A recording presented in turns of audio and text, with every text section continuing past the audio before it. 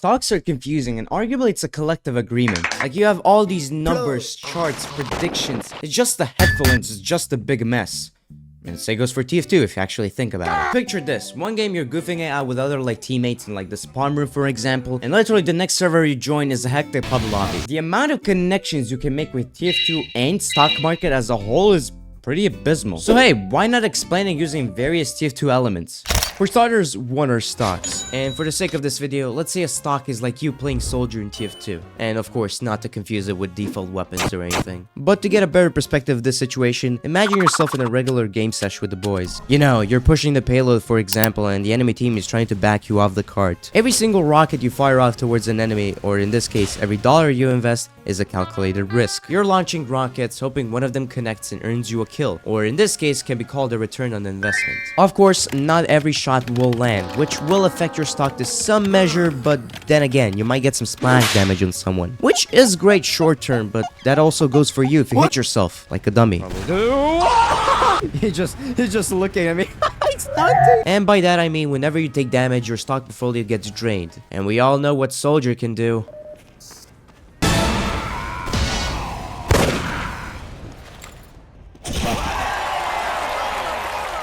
I'm putting that into the video. I don't care what anybody else says. But wait a second. That market garden you just saw was a critical hit.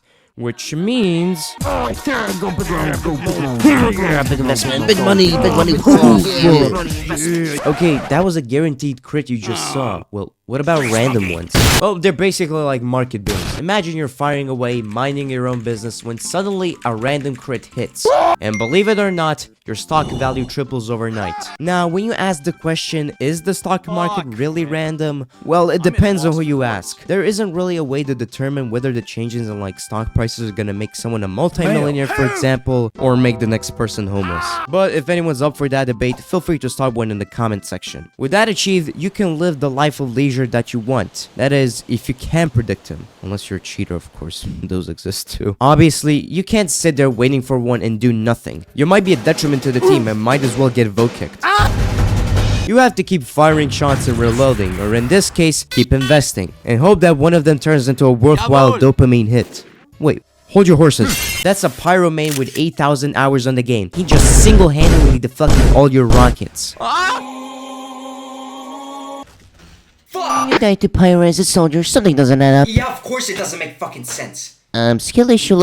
With that said, you can put all your fruits into one basket and pray to the Lord something happens. This means you gotta diversify. In TF2, you won't want to go in a match and get paired up against the entire enemy team playing heavies, right? No. This means you need a balanced team. And well, really, the same goes for stocks. You don't want to invest all your money into one company. For this, you need a bit of everything. Some soldiers who will keep the firepower in, some scouts who are high risk, high rewards player who thrive in that endeavor, a demo man who will keep your quote-unquote portfolio steady, a medic or two that functions as stable companies that will keep your portfolio alive, and lastly, a spy, which brings me to my next point.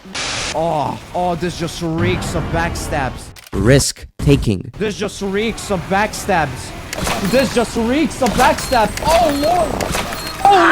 Every investment put into a stock comes with a risk, just like playing spy in TF2. When you're flanking as a spy, your decision making a high risk, high reward play. Let's say you're going for a chain backstabs. If you succeed, big W. If you get cocked, well, back to the spawn room you go, and rinse and repeat until you succeed. Now imagine you're holding onto a stock, hoping for that huge payout, only to sell a little too early, right before it skyrockets. Or even worse, you go all in on a promising investment, and it crashes, wiping out your entire portfolio, and any sense of hope left. In either case, you're absolutely fuming. So if you're a victim of the worst case scenario, this type of situations call for one and only game strat. Bang! Rage Pyro.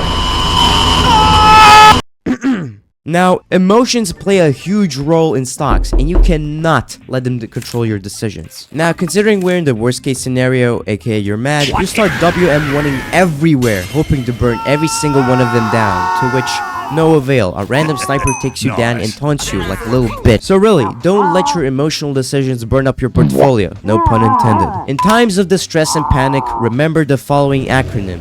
DIE. Decision, integrate, evaluate. Decision as in what we're gonna do next. Integrate, how we're gonna plan it out and who we're gonna kill next. And evaluate to see what we did correctly and what we did wrong. As for the stock market, emotional decisions like panic selling can lead to potential big losses. So keep your head in the game, stay calm, have a thought out plan, and stick to it. Now, at this point in time, you already have some stocks in your so-called portfolio. Where do you go from here? Alright, so let's keep it a buck. You want an investment that can grow your money in the background without you needing to babysit it, right? And that's where an index fund comes in. Think of it as like playing heavy in TF2, and really, it does not get any simpler than that. He's reliable, beefy, and perfect for the long game. Okay, here's a demonstration. You just hold down M1, mow down some enemies from a distance, and rack up a few kills without diving headfirst into the chaos. In the stock market world, that's like sitting back and letting your money grow steadily over time without it needing too much of your attention. The neat thing about index funds is that you're not putting all your eggs into one basket, as I've mentioned previously. Instead of betting everything on a single company, you're investing into a whole lineup of companies. Pretty much just like how Heavy sprays an entire area with bullets. The point is, it's not about being flashy, it's about being consistent. Slow and steady returns might not make you feel like a stock market genius overnight, but it's a strategy that works wonders. And speaking of consistency, there's one last thing we need to talk about.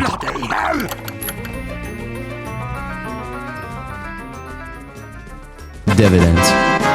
It's time to end this! Kiss your ass goodbye! Now, from this point on, it gets a little confusing, so stick with me, okay? Dividends function as shares of companies that regularly pay you out as a portion of its earnings.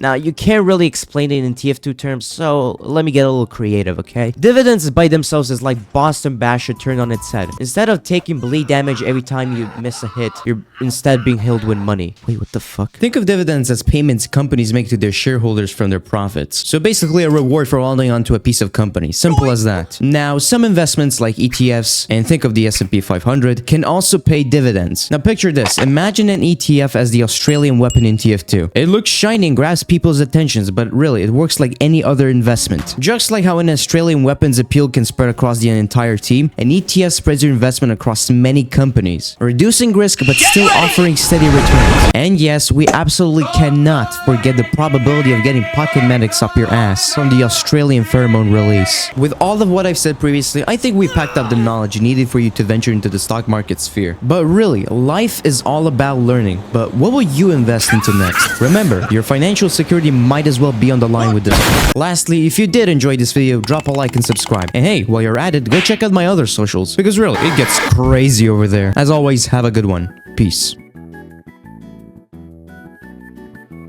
I'm gonna risk it. No!